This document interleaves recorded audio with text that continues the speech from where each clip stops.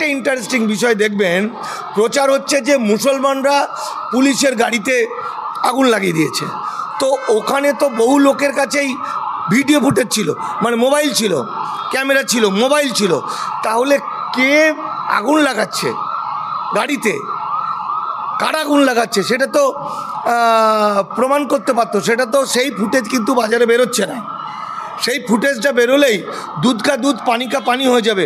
কারণ ওইখানে লোক জড়ো হওয়ার আগে কিন্তু কিছু আরএসএসের ছেলেরা তারা কিন্তু অস্ত্র নিয়ে ক্যালোয়াতি করছিল, তারাও অনেকটা ঝামেলা লাগাচ্ছিল। আরএসএস ওখানে খুব স্ট্রং ছিল।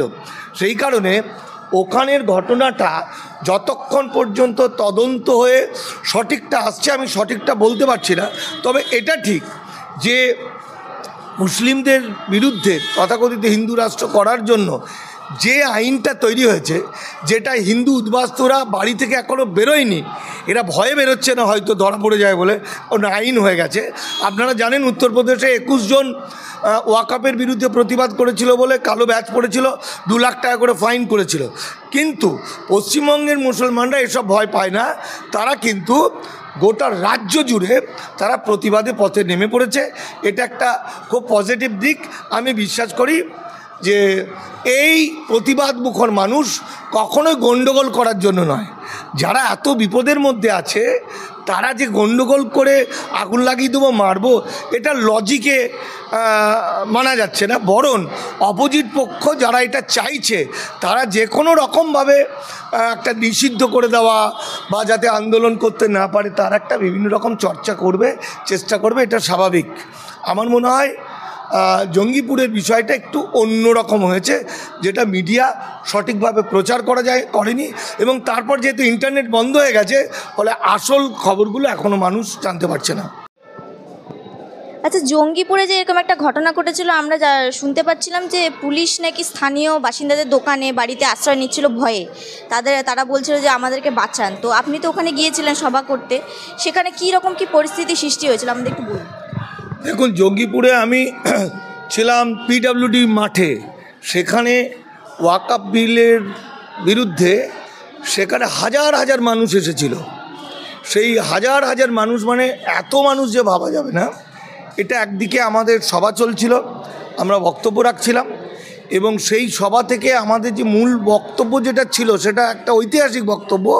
কারণ এই সভা থেকে বলা হচ্ছিল শুধু মুসলিমদের ওয়াকফ সম্পত্তিই নয়, হিন্দু উদ্বাস্তুদেরকে যে কৃতদাস করা হলো ইমিগ্রেশন অ্যান্ড ফরেনার্স অ্যাক্টের মাধ্যমে, এই দুটোর বিরুদ্ধে ওখানে আওয়াজ উঠেছিল যে মুসলিমদের ওয়াকফ সম্পত্তির এই আইন বাতিল করো এবং উদ্বাস্তুদের নাগরিকত্বর ব্যাপারটা নিশ্চিন্ত করো এবং এই আইন বাতিল করো। এইটা নিয়ে যখন ওখানে আমাদের মুসলিম নেতৃত্ব বলছিলেন যে দলিত মুসলিম ঐক্য জিন্দাবাদ বলছিলেন, ঠিক সেই সময় আমাদের স্পট থেকে প্রায় 4 কিলোমিটার দূরে, আর সেটা ছিল একদম হাই রোডের ওপরে, মালদা যাওয়ার গাড়ি রাস্তার উপরে, সেইখানে তখনও পর্যন্ত তো অসংখ্য মানুষ আসছিলেন। ওখানে আরও একটা মিটিং হচ্ছিল। অ্যাকচুয়াল এই ওয়াকফ বিষয়টা নিয়ে সারা ভারতবর্ষের এবং বাংলার কোনায় কোনায়, পাড়ায় পাড়ায় মানুষ প্রতিবাদে সামিল হয়েছে, ঘর থেকে বেরিয়ে আসছে। এবং এটা একটা কৃষক আন্দোলনের থেকে বড় আন্দোলন ঘটতে পারে। কিন্তু যে ইনসিডেন্টটা টিভিতে এবং কাগজে বেরোলো, যেটা জঙ্গিপুরের ঘটনা নিয়ে, সেটার মধ্যে একটু বিকৃতি আছে, যেটা জানি না কেন টিভি বলল না, কেন এরা বলল না, কেন কাগজে বলল না। ওখানে কিন্তু এই যে ভিড় এবং ওয়াকফের বিরুদ্ধে প্রতিবাদ, ওই সময় 3 থেকে 4 রাউন্ড গুলি করেছিল পুলিশ, গুলি ছুঁড়েছিল। একজনার কানের পাশ দিয়ে নাকি একটা গুলি চলে যায়, সে পড়ে যায়। এই যে গুলি যখন চলে তখন মানুষ ফাঁকা হয়ে গেলেও মানুষ ক্ষুব্ধ হয়ে ওঠে, আরও বেশি ক্ষুব্ধ হয়ে ওঠে, যেটা করা উচিত হয়নি পুলিশের। গুলি চালানোর মতো কোনো ফাঁকাতেই হোক আর যেখানেই হোক গুলি চালানোর মতো পরিস্থিতি মুর্শিদাবাদে ছিল না, কিন্তু গুলি চলেছে। এরপরে আর একটা ইন্টারেস্টিং বিষয় দেখবেন, প্রচার হচ্ছে যে মুসলমানরা পুলিশের গাড়িতে আগুন লাগিয়ে দিয়েছে। তো ওখানে তো বহু লোকের কাছেই ভিডিও ফুটেজ ছিল, মানে মোবাইল ছিল, ক্যামেরা ছিল, মোবাইল ছিল। তাহলে কে আগুন লাগাচ্ছে গাড়িতে, কারা আগুন লাগাচ্ছে সেটা তো প্রমাণ করতে পারতো। সেটা তো সেই ফুটেজ কিন্তু বাজারে বেরোচ্ছে না। সেই ফুটেজটা বেরোলেই দুধ কা দুধ পানি কা পানি হয়ে যাবে। কারণ ওইখানে লোক জড়ো হওয়ার আগে কিন্তু কিছু আরএসএসের ছেলেরা তারা কিন্তু অস্ত্র নিয়ে ক্যালোয়াতি করছিল, তারাও অনেকটা ঝামেলা লাগাচ্ছিল। আরএসএস ওখানে খুব স্ট্রং ছিল। সেই কারণে ওখানের ঘটনাটা যতক্ষণ পর্যন্ত তদন্ত হয়ে সঠিকটা আসছে, আমি সঠিকটা বলতে পারছি না। তবে এটা ঠিক যে মুসলিমদের বিরুদ্ধে তথাকথিত হিন্দু রাষ্ট্র করার জন্য যে আইনটা তৈরি হয়েছে, যেটা হিন্দু উদ্বাস্তুরা বাড়ি থেকে এখনও বেরোয়নি, এরা ভয়ে বেরোচ্ছে না হয়তো ধরা পড়ে যায় বলে, ওটা আইন হয়ে গেছে।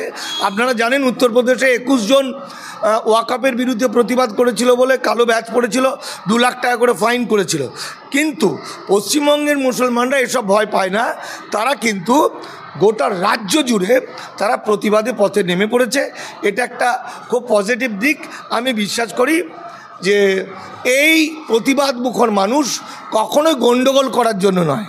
যারা এত বিপদের মধ্যে আছে তারা যে গণ্ডগোল করে আগুন লাগিয়ে দেবো, মারবো, এটা লজিকে মানা যাচ্ছে না। বরং অপোজিট পক্ষ যারা এটা চাইছে তারা যে কোনো রকমভাবে একটা নিষিদ্ধ করে দেওয়া বা যাতে আন্দোলন করতে না পারে তার একটা বিভিন্ন রকম চর্চা করবে, চেষ্টা করবে। এটা স্বাভাবিক। আমার মনে হয় জঙ্গিপুরের বিষয়টা একটু অন্যরকম হয়েছে, যেটা মিডিয়া সঠিকভাবে প্রচার করেনি। এবং তারপর যেহেতু ইন্টারনেট বন্ধ হয়ে গেছে, ফলে আসল খবরগুলো এখনও মানুষ জানতে পারছে না।